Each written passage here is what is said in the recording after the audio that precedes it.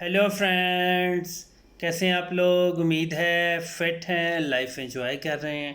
Friends, आज detail से video share करेंगे डैफोडिल्स फ्लावरिंग प्लांट्स की अबाउट। और हमने एग्जैक्ट 35 डेज़ पहले इनको बल्ब से ग्रो किया था। मट्टी के गमले यूज़ किए थे, मीडियम साइज़ गमले थे। और इनके अंदर हमने बिल्कुल सादा सी मिट्टी, जिसको आप वेल ड्रेन्ड सॉइल कहते हैं, चिकनी मिट्टी आपने कभी भी यूज़ नहीं करनी। खुद से सैंड कभी भी ऐड नहीं करना। और जब आप इसके बल्ब लगाते हैं, आपने बहुत ज़्यादा फर्टिलाइज़र बिल्कुल भी ऐड नहीं करना। स्पेशली वो वाला फर्टिलाइज़र तो बिल्कुल भी ऐड नहीं करना जो गमले की मिट्टी को हीट अप करता है। मतलब आपने बिल्कुल सादा सी मिट्टी यूज़ करनी है, वेल ड्रेन्ड सॉइल होनी चाहिए। अगर बहुत ज़्यादा ओवर वाटरिंग हो जाए या बारिशों का पानी बहुत ज़्यादा आ जाए, तो गमले के ड्रेनेज होल से पानी ज़रूर निकल जाना चाहिए। अगर ऐसा गमला होगा, ऐसी गमले की मिट्टी होगी, तो आपके प्लांट अच्छे से सर्वाइव भी करेंगे और जो बल्ब्स होंगे नीचे, उनको कभी भी फंगस नहीं लगेगा। ओवरऑल डैफोडिल्स के प्लांट बहुत ही लो मेंटेनेंस प्लांट है। अगर आप इनको थोड़ा सा टेक्निकल होके ग्रो करें, तो आपके एक बल्ब से अगर एक प्लांट निकलता है, तो उसके ऊपर 100% फ्लावरिंग होगी।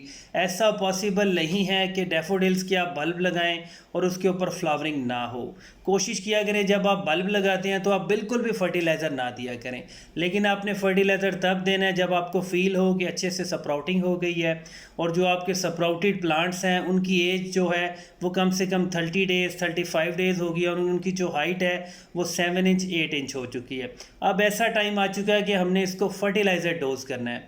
अगर आप चाहें तो इसको ऑर्गेनिक फर्टिलाइज़र भी दे सकते हैं, जो थोड़ा आपको एक्सपेंसिव पड़ेगा। लेकिन बेस्ट यही है कि आप इसको केमिकल फर्टिलाइज़र दें। एक गमले में आप 2-4 दाने यूरिया के, 2-4 दाने डीएपी के और 2-4 दाने नाइट्रेट के दे सकते हैं। फास्फोरस भी दे सकते हैं। लेकिन मतलब ये सारी चीज़ों को आप मिक्स कर लें, थोड़ी थोड़े से आप हर गमले में दे सकते हैं। मतलब आप सपोज कर लें कि एक गमले में आपने 1 चुटकी 2 चुटकी फर्टिलाइज़र देना है। उसके बाद आपने पानी को फ्लड करेंगे, तो आपका सारा का सारा केमिकल जो फर्टिलाइज़र है वो मिट्टी में डिज़ोल्व हो जाएगा। और थोड़ा सा स्लोली स्लोली आपके गमलों को पावर देगा, रूट्स को इन्हांस करेगा, और बहुत जल्दी इसके ऊपर फ्लावरिंग हो जाएगी। लेकिन आपने कभी भी जो डीएपी है उसको पानी में मिक्स करके गमलों में नहीं देना। ना आपने जो नाइट्रेट के दाने हैं उनको भी पानी में मिक्स नहीं करना। वो बहुत ज़्यादा हीटअप करते हैं आपके गमले की मिट्टी को। वो थोड़े से हार्ड भी इसलिए बनाए जाते हैं कि जब आप उसको गमलों में थ्रो कर देते हैं, स्प्रिंकल कर देते हैं, तो वो आहिस्ता आहिस्ता डिज़ोल्व होते हैं। आहिस्ता आहिस्ता डिज़ोल्व होके मिट्टी के अंदर मिक्स होते हैं, और आपके गमले की मिट्टी को, स्पेशली जो आपके प्लांट्स की रूट्स होती हैं, उनको एकदम से हीट प्रोवाइड नहीं करते हैं। मतलब ठंडा मीठा सा इन्वायरमेंट क्रिएट करते हैं, फिर जाके आहिस्ता आहिस्ता से 8-10 दिन के बाद वो टोटली डिज़ोल्व हो जाते हैं। इस तरह आपके प्लांट्स जो हैं वो हेल्दी होते हैं। लेकिन ये थोड़ा सा स्लो रिलीज प्रोसेस है। यूरिया को जैसे ही पानी लगता है, वो मिट्टी पानी के अंदर फ़ौरन से डिज़ोल्व हो जाता है, एकदम से आपके प्लांट को बूस्ट करता है। और जो डैफोडिल्स के हमने बल्ब लगाए थे, उसकी वीडियो भी आपसे शेयर की थी। और ये वो वाले बल्ब हैं जिसको हमने 1 साल पहले बड़े बड़े प्यालों में ग्रो किया था। और जब उनका सीज़न ऑफ हो गया था, मतलब गर्मियाँ स्टार्ट हो गई थी, तब हमने उस गमलों में से मिट्टी निकाल के जो हमारे बल्ब थे उनको सेव कर लिया था। आपके पास बहुत सारी मल्टीपल ऑप्शंस आती हैं। अगर आपका ये प्लान है कि आपने सिर्फ बल्ब्स लगाने हैं, आपने इसकी फ्लावरिंग को फील करना है, तो आप छोटे साइज़ के गमले भी यूज़ कर सकते हैं। इवन कि आप 10 इंच के गमले में 10 बल्ब भी लगा सकते हैं। इसकी रूट्स बहुत ज़्यादा नहीं डेवलप होती। 10 बल्ब लगाएंगे, 10 से 12 ही बेबी प्लांट्स बनेंगे, और चांसेस यही होते हैं कि मैक्सिमम फ्लावरिंग होगी। लेकिन फिर कभी भी गमलों की जो रूट्स होती हैं, जो आपके प्लांट्स की रूट्स होती हैं, उनके अंदर न्यू बेबी बल्ब्स कभी भी क्रिएट नहीं होंगे। और अगर आपका प्लान है कि आप लॉन्ग टर्म इसको सर्वाइव करवाना चाहते हैं, फिर आप बड़े बड़े चौड़े चौड़े गमले यूज़ किया करें। गमले थोड़े से डीप भी होने चाहिए। इनकी रूट्स डेवलप होंगी, रूट्स में और नए पप्स निकलेंगे, बल्ब बनेंगे। उनको आप हार्वेस्ट भी कर सकते हैं और उनको आगे सेल भी कर सकते हैं। इवन कि आप अपने फ्रेंड्स को गिफ्ट भी कर सकते हैं। डैफोडिल्स के प्लांट्स को आपने पानी थोड़ा सा कम देना है, लेकिन कभी भी इतना कम पानी नहीं देना कि गमले की जो मिट्टी है वो बहुत ज़्यादा हार्ड हो जाए। इन प्लांट्स को आप जिसको आप कहते हैं प्लोइंग या गोडी कहते हैं, गुडाई कहते हैं, रंबे से खुरपे से, वो भी ना किया करें। क्योंकि अगर आपने थोड़ा सा डीपली रंबा मारा तो इसके बल्ब्स को कट लग जाएगा। और अगर इसके बल्ब्स को एक बार कट लग जाए तो जो इंसेक्ट्स होती हैं, चूंटियाँ, कीड़ियाँ मकोड़ियाँ, वो बहुत जल्दी अट्रैक्ट होती हैं। कभी भी बहुत ज़्यादा पानी नहीं देना और बहुत कम पानी भी नहीं देना है। गमले की मिट्टी को थोड़ा सा मॉइस्ट रखना है। आप इसको मैक्सिमम सितंबर में इसके बल्ब लगा लिया करें। फिर ये सितंबर, अक्टूबर, नवंबर, दिसंबर दिसंबर, जनवरी, फरवरी, मार्च तक इसके ऊपर बार बार फ्लावरिंग होगी और आपके प्लांट्स का जो साइज़ होगा वो भी अच्छी क्वालिटी का होगा, अच्छी हाइट होगी और उसके ऊपर फ्लावरिंग भी बहुत ज़बरदस्त होगी। डैफोडिल्स के अंदर बहुत सारे कलर अवेलेबल है, लेकिन जो इसके सबसे सस्ते कलर के बल्ब्स होते हैं वो वाइट होते हैं, पेपर वाइट होते हैं, या आपको येलो कलर के बल्ब मिल जाते हैं। नॉर्मली अगर आप अननोन बल्ब लेते हैं या किसी सेलर से लेते हैं तो वो सारे के सारे येलो बल्ब भी दे देता है। फिजिकली वो येलो नहीं होते, जब उसके ऊपर फ्लावरिंग होती है तब वो येलो कलर के होते हैं। अगर आप इसको बहुत ज़्यादा फर्टिलाइज़र देंगे तब भी आपके प्लांट्स जो है, जो गमलों की रूट्स हैं वो हीटअप हो सकती हैं, इसलिए आपने बहुत ज़्यादा केयर करनी है। इसको 30 डेज़ में दो दाने यूरिया, DAP और नाइट्रेट के दे सकते हैं, लेकिन इससे ज़्यादा आपने इसको कभी भी फर्टिलाइज़र नहीं देना है।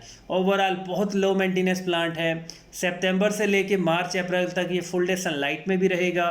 ठंड होगी, धूप जैसी भी हो, मीठी हो, ठंडी धूप हो, आपका प्लांट अच्छे से सर्वाइव करेगा, और जितनी भी सर्दी होगी फिर भी आपका प्लांट अच्छे से सर्वाइव होगा। और जो आपके ग्लैड के प्लांट्स होते हैं उनके बल्ब भी ऐसे ही ग्रो कर लिया करें।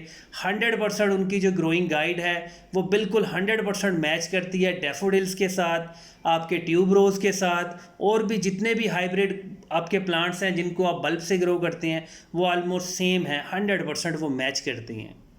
और अगर बाई चांस आपके ग्लैड्स के प्लांट्स के ऊपर बिल्कुल भी फ्लावरिंग नहीं हो रही और आपने बहुत सारा वेट भी कर लिया, तो आपने उसको बिल्कुल बॉटम से कट कर देना है। मतलब जितने भी उसके ऊपर लीव्स हैं उनको बिल्कुल बॉटम से कट कर देना है, लेकिन गमले को थोड़ा सा भी खोद के या मिट्टी को थोड़ा सा हटा के बल्ब्स को बिल्कुल भी डिस्टर्ब नहीं करना, ऊपर से उसको कट कर देना है। जब आप कट कर देंगे आपने बिल्कुल भी फर्टिलाइज़र नहीं देना, लेकिन आपने जो एलोवेरा का वाटर होता है, जिसको जेल कहते हैं, पल्प कहते हैं, जूस कहते हैं, वो उसके स्लाइस में से निकालना है, 1 टीस्पून 2 टीस्पून, उसको थोड़े से पानी में मिक्स करना है और उस गमले में डोज कर देना है जहाँ पे आपने प्रूनिंग की होगी। बट जब बाद में इसके ऊपर नई स्प्राउटिंग होगी, नई शूटिंग होगी, उसके ऊपर 100% चांसेस होंगे कि आपके बल्ब के ऊपर लाजमी फ्लावरिंग होगी, और आपका प्लांट जो निकलेगा, न्यू प्लांट निकलेगा, वो मैच्योर भी होगा, उसके लीव्स का साइज़ अच्छा भी होगा। स्पेशली जितने भी आपके प्लांट्स हैं जो बल्ब से आप ग्रो करते हैं, जो मिट्टी के नीचे उनकी रूट्स डेवलप होती हैं, और जो बल्ब्स होते हैं उनको आप एलोवेरा को जो जेल होता है वो लाजमी डोज किया करें। और अगर आप बहुत ज़्यादा अपने प्लांट्स को डोज करना चाह रहे हैं तो आप लिक्विड फर्टिलाइज़र भी बना सकते हैं, लेकिन जो भी आप लिक्विड फर्टिलाइज़र बनाएंगे वो फुली डिकम्पोज होना चाहिए। कोई भी कच्ची खाद, मतलब ऐसी खाद कभी भी डोज ना करें जिसके बारे में आप कंफर्म ना हो कि वो फुली डिकम्पोज नहीं है। इवन कि आप सब्जियों के छिलके, फ्रूट के छिलकों को डिकम्पोज करते हैं, और डिकम्पोजिशन का जो प्रोसेस है वो मैक्सिमम 90 डेज़ होता है। अगर आपने उससे पहले अपने प्लांट्स को वो डोज कर दिए तो उसकी वजह से रूट्स के अंदर इंसेक्ट्स भी आ जाते हैं, फंगस के इश्यूज़ भी आ जाते हैं, और स्पेशली जो बल्ब वाले प्लांट्स होते हैं उनको अगर एक बार फंगस लग जाए तो उनकी रिकवरी के चांसेस बहुत कम होते हैं।